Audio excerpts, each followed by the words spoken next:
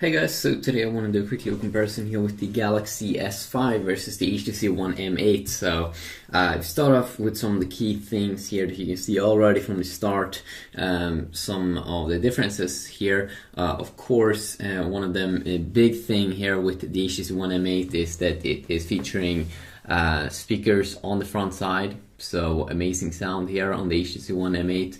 It's also like 20% louder than the HTC One M7 from last year.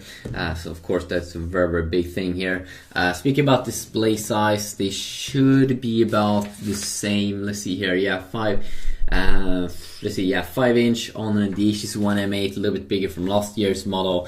But the Galaxy S5 is actually a little bit bigger here. It is 5.1 inch here in size, but they still have the same kind of 1080p display here. This one of the Galaxy S5 is a little bit more in a plastic material, like dotted plastic here, dotted material here on the back, and you can also take off the back. This is also a heart rate sensor that you do get, so you can measure like beats per minute, 60 megapixel camera.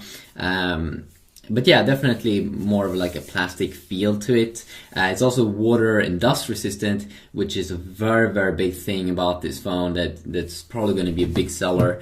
And then we do have the Galaxy, or oh my god, I'm retarded. The HTC One M8, which is in like stainless steel, even more in that material than last generation's M7. They made some really good design alternatives here with having no plastic now on the sides.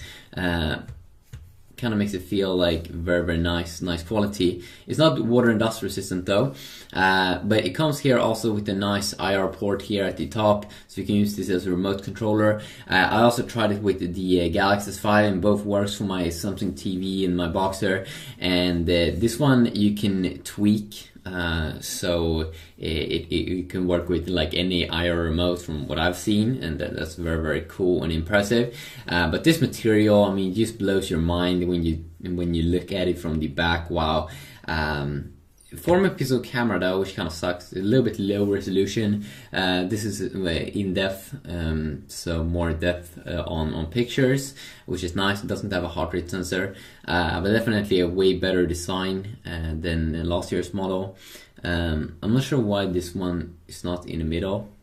Looks a little bit random, perhaps, in terms of design alternative there.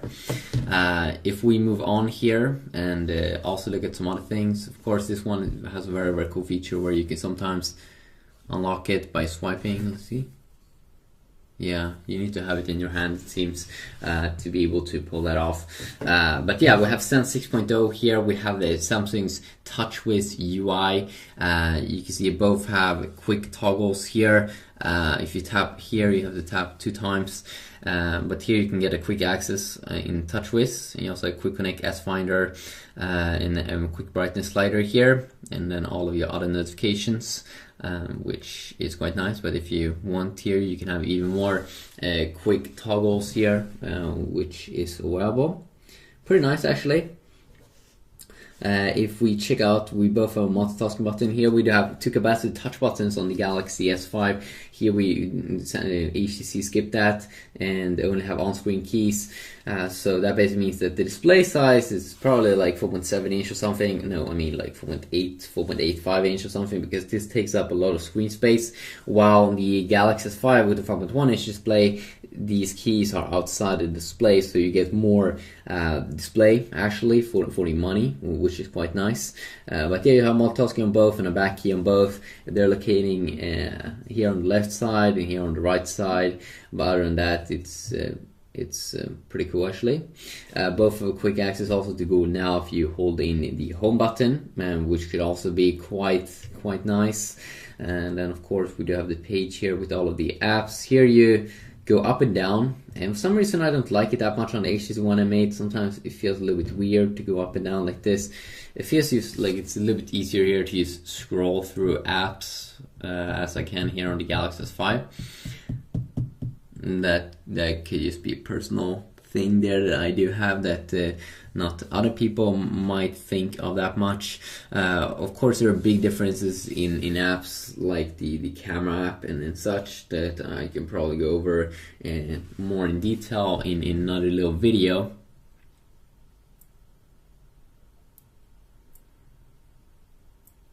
But yeah, I could probably take a look at that. The Galaxy S5 records in 4K video, which is pretty cool. It's pretty high resolution over there. Let's take a look at another little app here, and it's gonna be GSM Arena here, and we can take a look here at the web browser experience. Definitely, the Galaxy S5 has an updated browser which looks more like the Google Chrome browser. This one also almost looks also like the Google Chrome browser, but I think they already look very, very nice. Has a good multitasking UI on both these two devices.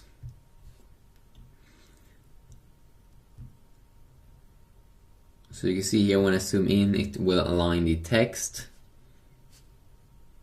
Let's see here. I think that they have. Is this like reading mode now? Save pages. Maybe I have to go into an article here. Or have they completely removed that? No, wait a sec. There we go. So you still have this reader, custom reading mode. So you can only show the text there. So if we move on more to the specs, 1632 GB variants here on both these two devices.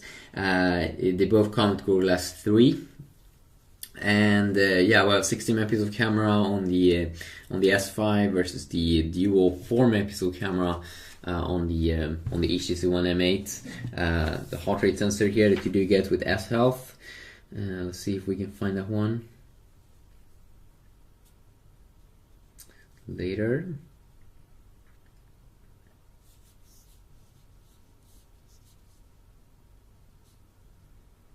So it will try to measure.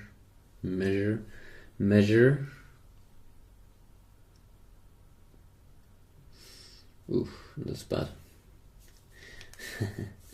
Oh well, shit happens.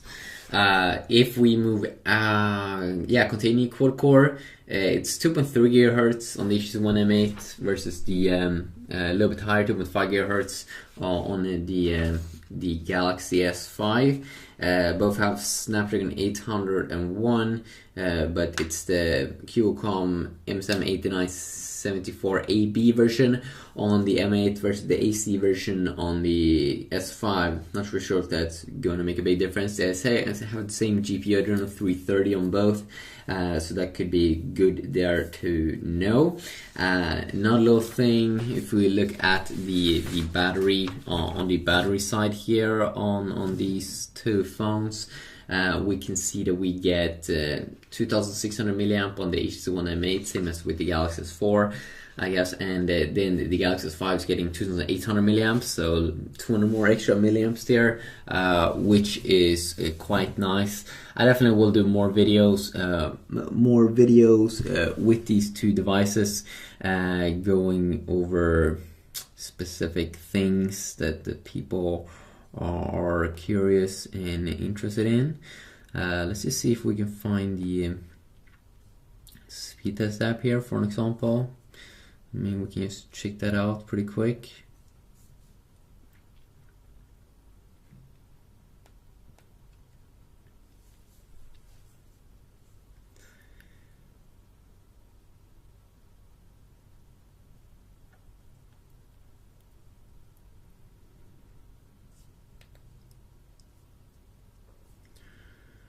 And let's just go with, can have that glitch sometimes that I don't see any.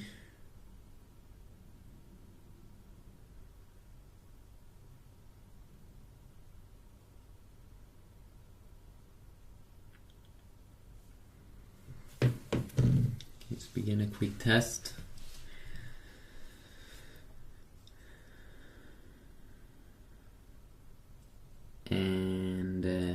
do the same thing over here.